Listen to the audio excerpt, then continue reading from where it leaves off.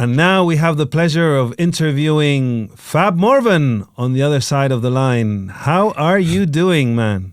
Radio Primavera sound, Fab Morvan with the guys. I'm doing great, man. You know, like I said, the movie, the Milli Vanilli movie, Girl Know It's True, is about celebration. You know, the music impacted the world in many ways, you know, but energy-wise, it made people smile. It took people out of their daily lives.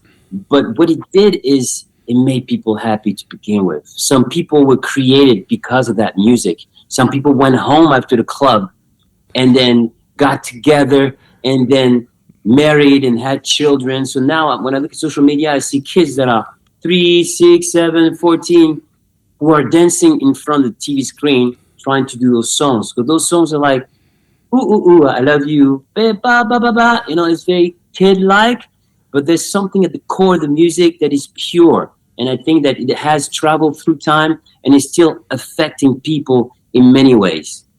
Well, so, celebrating. I was going to say that's one of the things I love about the film, because in many ways it's a sad story. Yes. But the way it ends, you know, you kind of literally say, right, we're going to give you, and we get one more run through of Go, You Know It's True. And it's fantastic, you know, it's like that happy moment to kind of to end it. And it left me in a really good mood. Yeah, listen, what it does is like, it's perfect when it comes to, you know, with art, it's about art imitates life. But I think there's a nice bridge that took place between the two. So even me staying at the premiere, watching the movie for a second time with an audience, I could feel that people were gasping and even crying or holding their breath at the same time. So when I look at that, I'm like, you know, yes, my story, when I look at my story, I'm like, damn, nobody could have written that. That's just an insane story. Oh, that's my story.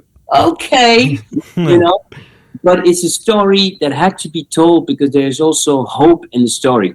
We couldn't linger too long. It's a movie, you know, so we had to cover and touch base on the multi-level and layers of the story.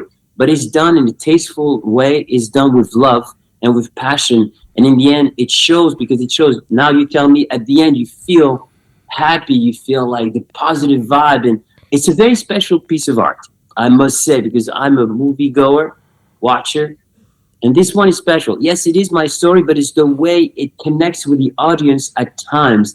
This wink, wink to the audience. You're watching the movie, it's only like the character addresses you. It's like, wow, okay. Even I was like, my wife was like, it looks like you. I was weaving in and out of like reality, storytelling, art imitates life, just really incredible. So I'm happy that I am a co-producer on this, and I'm not just blabbering my mouth because, you know, I'm part of it. It's also because it's finally taking people down the gauntlet that we went through, and you cannot help feel the pain of each actors. They did a wonderful job, huh? T-John and Elon, like, man, they lived together. They really went down the hole, so to speak, and really brought those characters to life. So kudos to them. Kudos to the director. Kudos to Matthias Feinhofer, to Bella, who's playing Ingrid, because you really get to see the characters and the dynamics, whether it's exploitation, whether it's manipulation, and the happiness of the music is clear, and the fanaticism of the girls, the ladies especially, you know, really, and the music and the vibe and the no shirt and the skin action, the dancing, everything is in there. It's nicely bottled up, and we're going to shake that tonight. And we're going to let it go out, splash everybody, and they're going to feel what you felt when you watched it. So how obviously it's a film, it's not a documentary. No. And how true is it to what actually happened? Because I'm thinking of one moment. There's one moment where in the film you sing for Frank Farian, and there's some debate about whether it actually happened. And actually the characters in the film say, this didn't happen. And then someone... So how true to life is it? Well, you know, that's where Simon Geniuses comes up. Because what was happening with this scene is like, it's our wish as Robin Fab to live the dream, and it's Frank Farian manipulating us to do what he needs to do with Ingrid. You know, so that's why you have to watch this movie multiple times to finally like, oh, that's how it's written. That's how it comes across. So sometimes as the movie moves, you don't have time to grasp that moment, but the level at which it's written, it's on a high level. You know, so you have to watch it, I think, a couple times to really grab a hold of it, because there's a lot of sarcasm that is really true, because it's like, hey, dude, Frank, that's what you did. And obviously Frank, it's been in the press that he didn't really like, he was not happy about how it turned out, because, you know, when you get old, you kind of forget what you did. But what you did essentially is you focused on living your dream, and you did it with passion, and you gave, when you made that music, it was with love and passion, truly. But in the equation of creativity, you were using multiple human beings that you didn't necessarily respect and didn't give a chance to. Because nowadays, yes, we have an auto-tune. If we have had auto-tune back then, maybe Frank would have said like, yo, you want to use that? Yeah, let's get the first single, and then on the second single, we're going to do the work and we're going to get better. You know, that's what management, when management comes in and record company, that's how artists have built. You know, we bring coaches in, and songwriters and producers, and together as a team, we create this project. And then hopefully on the next album, the artist says, hey, I want to write songs, I'm producing, here's my demos, I'm going to give it to the producer. And that is the process that takes place. But we were robbed out of that just because Frank Farian's goal was to create it all himself. And when he did Milli Vanilli, it was Boney M 2.0 equal Milli Vanilli. You know, and he told everyone, no, they sing on the record. So he manipulated everybody. He had the money to pay those artists. And let's not forget, in this equation, the people who sang the record were also approached the same way we were approached. Hey, listen, you're recording this, but you only, you know, I'll tell you later, and never told them until it was the last minute and say, when he found us, because when you look at the timeline, it's like, okay, music made, and we go look for Robin Fab. We bring Robin Fab, they sign a contract. The majority of the contract is on the side of the table. You give me one page to sign. I have no attorney, no management. It's in German. Ah bon? Really? Yeah. Okay. Rob, is that cool? Yeah, man, it's cool. Where's the money? It's there. Okay, cool. All right. Yeah. Well, by the way, the album is for 3 albums. What do you find that out later? So when it's time to sing on a record, they're like, yo, we don't want to do that. And they're like, well, money is not for free. So what we're going to do? Oh, yeah. Oh, okay. Well, we do this one single, then we out. The single becomes a success. We become seduced by this life. We're young boys. Yeah. You know, we never had a problem with the girls. Never. Yeah. But when that came around, bro. I mean, you guys, and still, your genetics, man. You are so handsome. You're black, don't crack. My mother. Thank you. And both, I mean, and obviously, Fab, may rest in peace. I mean, Rob. Rob, may rest in peace. I mean, even I remember being a kid, and you know, being like the only black kid in school and everything. I feel you. I'd look up like, man, this is these are brothers, you know. These are it was like this ideal. All the girls, they were like, it's like, I'm gonna grow up to look like that someday, you know. I was like, I had my hopes.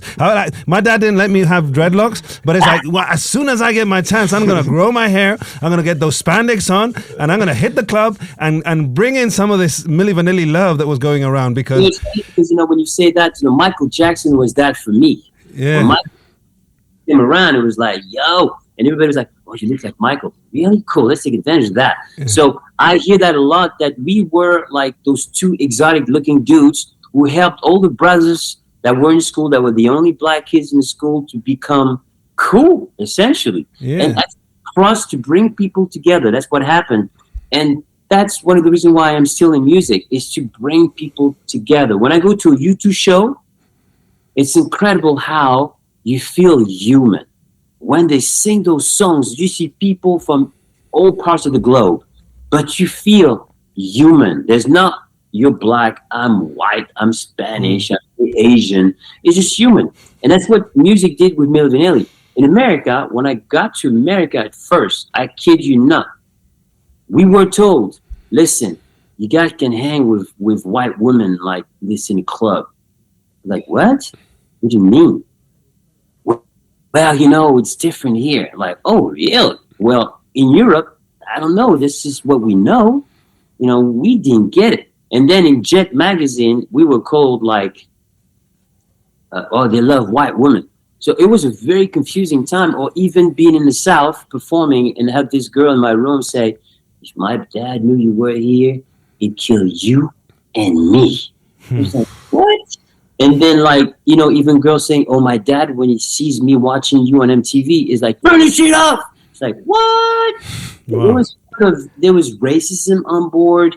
And in the process of going through life, I started to see all the layers of my story and how we affected society by having, you had Michael Jackson on MTV, then you have this pop, because when you're black in America, you go to black entertainment television. You don't go to crossover right away like we did. Yeah. It was really rare. Later on, the Ushers and everybody in the Aliyah came after, one of the forerunners for that. And it was changing the landscape of music and also of cultural landscape by having those exotic dudes looking fine as hell and having girls like, and daddy be like, what are you doing? No, we're not doing that here. We're in America. United States of America. And there's a lot of that. Yeah. So, of course, in the movie, you can really, you cover, you travel through those points as much as you could. But I think by having a conversation, it's good to have this conversation because, and still things are not fantastic, but at least there's more dialogue. Yeah. And story is a piece of conversation, but it's a piece of elevation because it shows that after everything, when you watch the movie and when people hear about the movie and they see interviews like this one right now, and they listen, then they start to have a different perspective on the story and Fab, Rob, like, yo, they were exploited. And I'm not playing the victim, far from. I take full responsibility for what we did, and Rob and I did that back in the days. But you see how hardcore it was that they threw us to the wolves because Rob lost his life as a result of the joke and they threw us in the street, dragged us, threw the stone at us. Even the journalists at the press conference, the racist comments, because because they didn't even realize what they were saying. Racism was so entrenched in their way of life that they didn't even. That's why I would love to talk to the journalists that were present at the press conference and have them say, "Do you realize what you just said? I'm black," and you tell it. That's how ignorant they were, and ignorance is a byproduct of racism. Well, this is one thing that really struck me about the film because, I remember when everything happened with Milli Vanilli. I remember, having to give the Grammy back and everything like that. And I remember it being big news, but I was really shocked to see, people like, getting the steamroller out with the albums, people like, asking for their money back. And you mentioned auto-tune. Like, if exactly the same thing happened today, do you think there would be the same response? Listen, today, those influencers, we call them, some of them become famous for, I don't know. They've understood the business of show business. They get marketing companies to come in. They have enough followers so they have the finance to pay for marketing. They go find brands they can monetize. Anything like that would have happened today, I can tell you I would be a rich man, one of the richest influencers.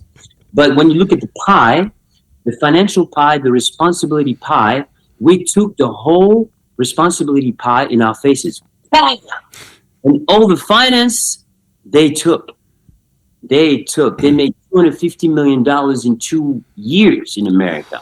We sold 33 singles, 33 million records, 33 million singles, 14 to 15 to 16 million albums through the years, year after year, best of, with my face on it. I don't get anything on it. Wow. Yeah. But it's okay. I've done my work. I forgive everybody. I developed my emotional intelligence. I developed as an artist. As a result of developing, music, songwriting, production became a therapeutic process. So my music, emotionally and vibration-wise, frequency-wise, is on a different level. When you hear me sing, I'm going to get right into the core of your soul. And I'll be there and I'll stay there for a long time. By the way, do you when you put on your shows as Fab Morvan, do you sing Milli Vanilli songs in the show? Yeah. Of course, man. Because those are great songs. I mean, yeah, I kill them. I do tape shows, 30 minutes. I just do Milli songs. I do a couple covers through there with tape. I have a full band as well with which I work. When I do the full band, I bring in I did an album called Love Revolution. I bring some of those songs in there. I add some Prince covers. Oh yeah. I Could Never Take the Place of Your Man. What? Bob Marley, Redemption Song. What? Man, I kill him. 75 minutes on stage. And then it's cool because I'm able to talk to the audience.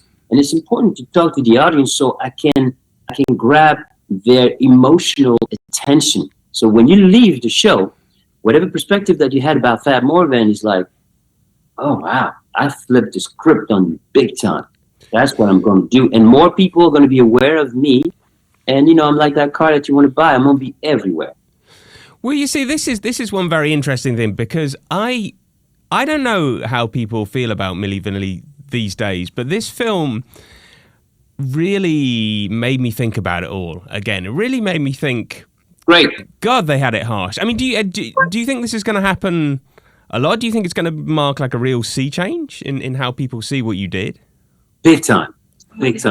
I see that. I see that every day in the way people, because like I said, I mentioned the documentary because it's funny. In America, a lot of people watch the industry is in love with the doc. Slowly but surely that the movie is coming out, they're like, wow, because now they get the visual. And some people forgot how huge we were. Let's not forget, we did that without social media. Yeah. Why, bro?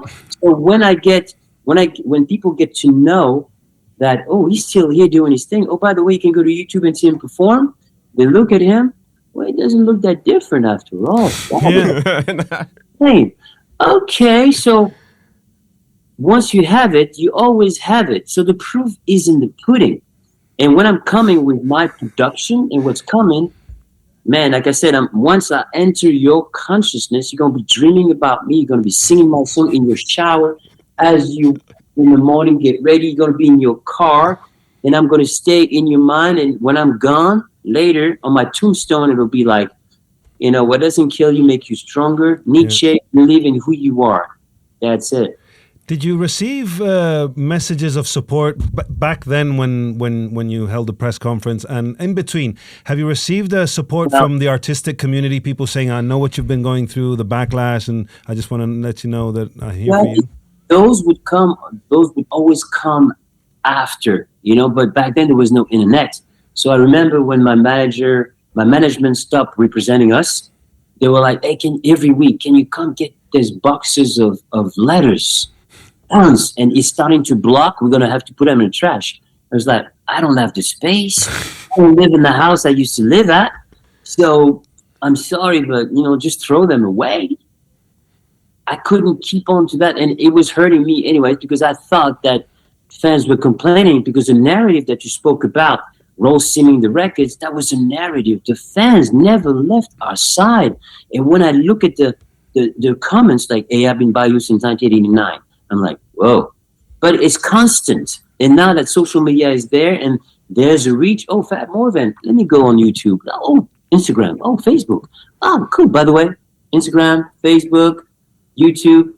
I'm out there, ladies and gentlemen. I'm out here, go. So come meet me, I try to do my best and respond to everybody. But for now, one of the first installments that's gonna really affect this narrative is the movie, because the movie it takes you. It's like stepping into a time machine, and the colors, the music, those boys did the job, and you really get to feel what it was like back then.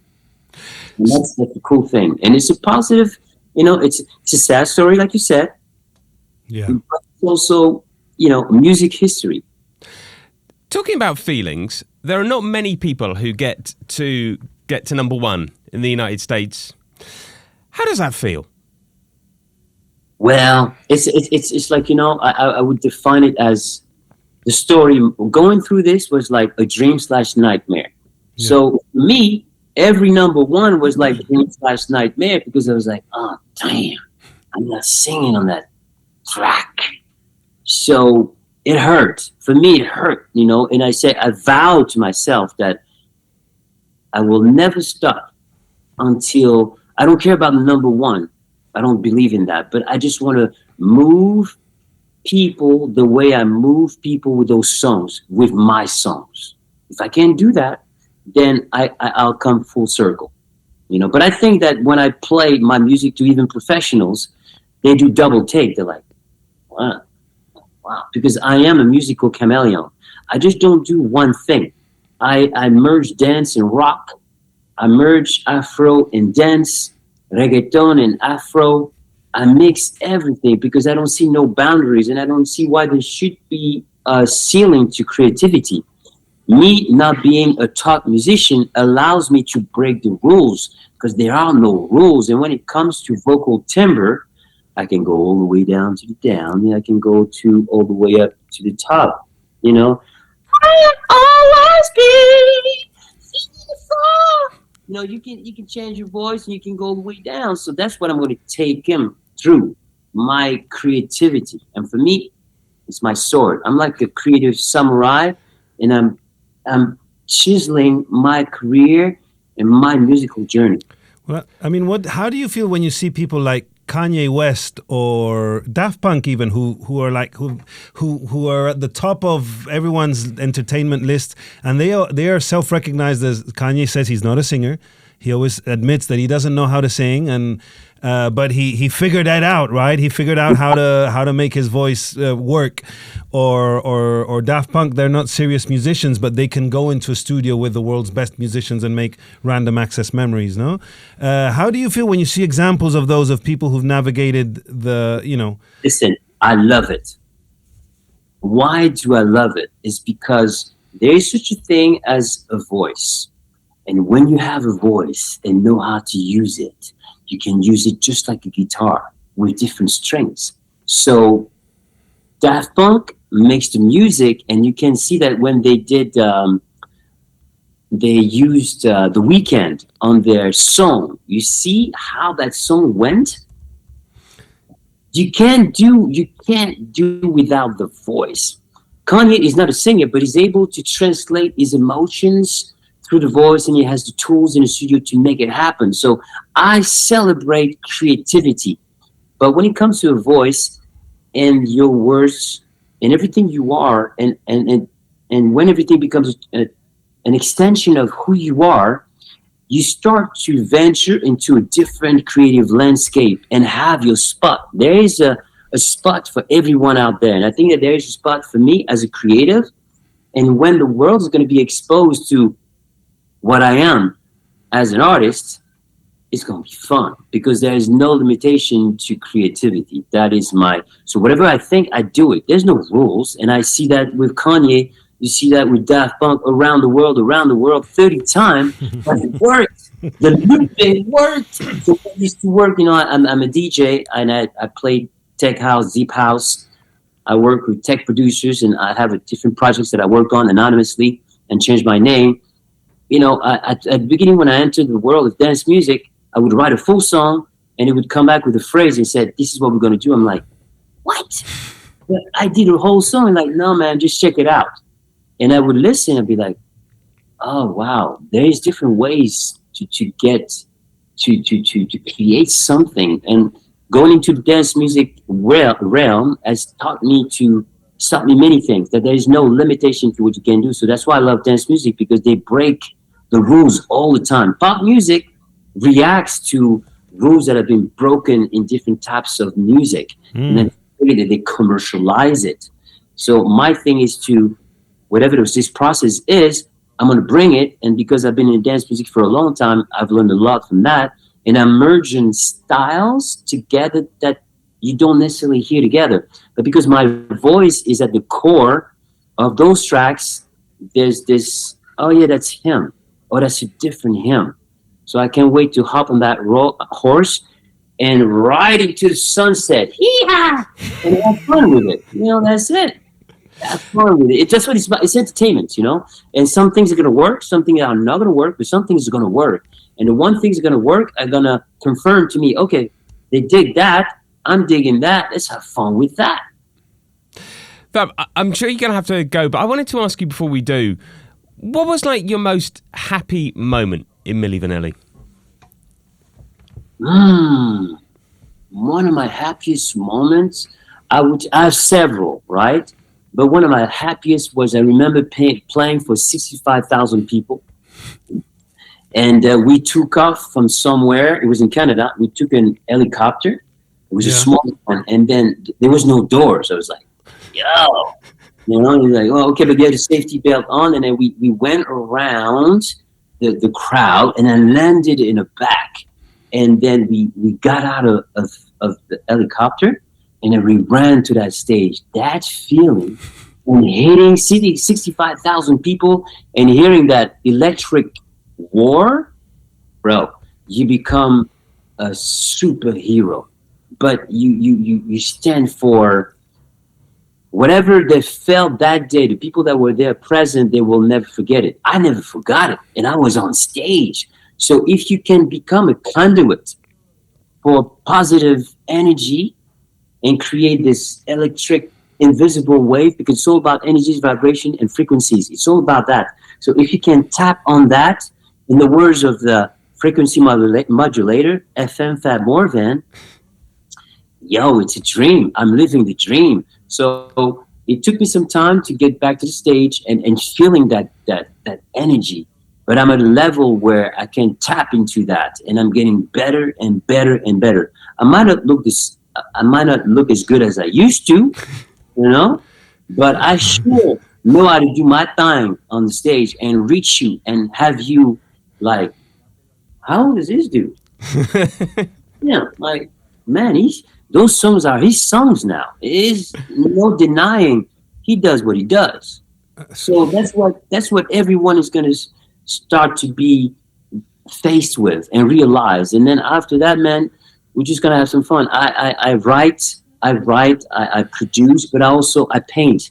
You know, I write stories, and I can't wait to visit those part of my creativity, because creativity is at the core of everything. With creativity as a currency, you can work anywhere. You know, so let's go, man. Let's go have fun. Yeah. Oh, by the way, sorry. No, go on.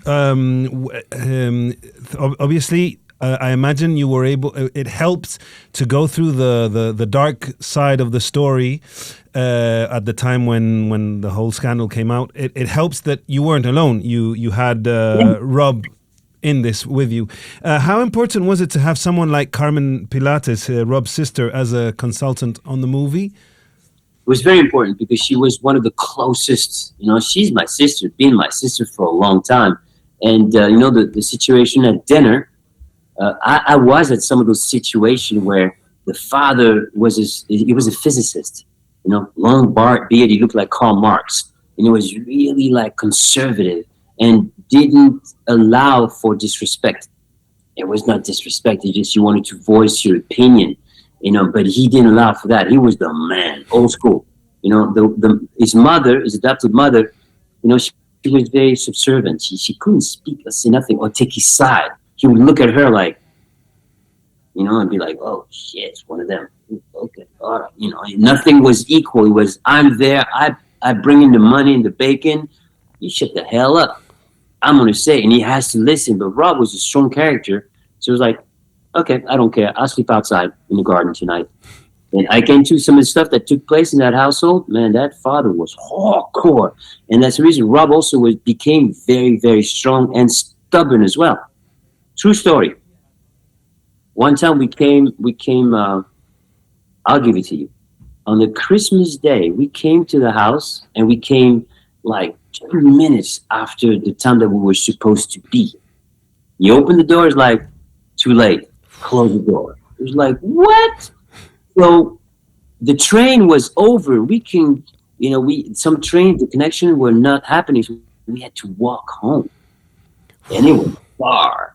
So that's the kind of things that Rob had to deal with. And the fact that Rob was an adopted kid, biracial, so in school, it was not a walk in the park with the jokes. When you were the only black kids at the time, it was rough. And kids can be cruel. They don't know any better. You look like charcoal. Like, what do you mean? And you're black. What does it mean you're black? I remember that girl, like I said earlier, said to me, if my dad was here, he would have killed you and I. But why? You're black. Like, just because I'm black. So that's why when I talk about U2 making you feel human when you go to their show, as a musician, I think one of my duty is to make sure that whatever I create will be part of the solution in our society as human beings. Music is a wonderful, magical tool that knows no walls. It can seep in people's mind and possibly erase ignorance, a byproduct of racism. And let's see what I can do. Maybe at the end, people will recognize me as an icon of real, as opposed to be recognized as an icon of fake some people's eyes, which is funny. Well, it's been fantastic to speak to you today. Very nice. I like the question, it's good. It's questions, man. I like to venture there because the story has allowed me to live an incredible life and to understand more about life and give me insight. So when I can do an interview where the right questions, it's all about asking the right questions. And it's a theater of the mind. People are listening, and we take them and maybe they can learn something. It's about learning in the end. Well, if you're in Barcelona, come to the studio and we'll do it in person. It would be a pleasure. Well, I do come. I love skateboarding over there. So if I'm there, when and if, I'll let y'all know. You get in touch. We'll bring in touch. We know secret spots. Good secret spots for skating. Hook me up. And go and see the film, which comes out in Spain. It comes out March the 27th. I guarantee you you'll enjoy it. And I guarantee you it will change the way you feel about the story of Milli Vanilli, because that absolutely what it did to me. It's a brilliant film. And one last thing. Of course. Girls, you know it's true. And you say, oh, I love you. Thank you, guys. It's all about love. There's no stopping him now. It kicks you there. It does kick you there, man. That's what it is. Yeah. Goosebumps. I just want to let you know that whenever I hear the songs, I always think it's you guys really singing on the record. Like, I just can't separate the video clips. It's impossible, man. And like the one thing that Milli Vanilli is, it's allowed me to access that immortal swag, if I can say. Yeah, immortal swag. Exactly. You're one of the chosen ones. Thank you, man. On this, we say bye-bye, and I like to do this scent of energy. Pow! And then I go like this. Wow. Whoa, did you feel that? Okay, that's what I do. Cheers, Fab. Thank you, We'll Fab. see you in Barcelona soon. Bye-bye. Bye. And what a great way to end the week on Twitch. Ay, that was great. Go and see the film, everyone. Go and see it. Sí, girl, you know it's true. La verdadera historia del escándalo de Milli Vanilli. ¿Sabes qué? Yo no quiero decir escándalo. Es como, ¿sabes? Yo sé lo que quieres decir con escándalo. Todo el mundo dice escándalo, pero después de ver la película, no sé, la historia es lo que quiero decir. Sí. Porque para mí no es un escándalo, ¿sabes? Es que son... A ver, cuando surgió, hasta los telediarios generalistas hablaban dedicaban espacio. Sí, no era una cosa que tenías que leerlo en una revista de música. O sea, fue global news de un fraude musical y no sé qué. Sí, totalmente de acuerdo, pero cuando lo piensas ahora, no sé, es como bueno, y que no, y que no cantaban el disco, pero las canciones son muy buenas. Sobre todo como hoy en día se hace tan a menudo o lo del autotune y tal, que está totalmente aceptado para cubrir carencias y tal, o sea... ¿Quién era? ¿The Archies? ¿No era una banda ficticia? Pero que eran dibujos animados. Sí. Y ha habido muchos ejemplos de gente que lo ha orquestado de tal manera, pero sí que es verdad que, bueno, como lo contaba Fab, ¿no? Que el arquitecto de todo el proyecto, el Frank, era un poco... Lo tenía claro y él tenía su maquiavélico plan, y al final los que dieron la cara fueron Rob y Fab, que bueno, podemos conocer toda la historia en esta película que tengo muchas ganas de ver. Bueno, ¿y qué? Y ya está. Ya está, nos vemos martes. Martes que viene. Sí. Más cosas en el Twitch en directo aquí desde las oficinas de Primavera Sound en Barcelona.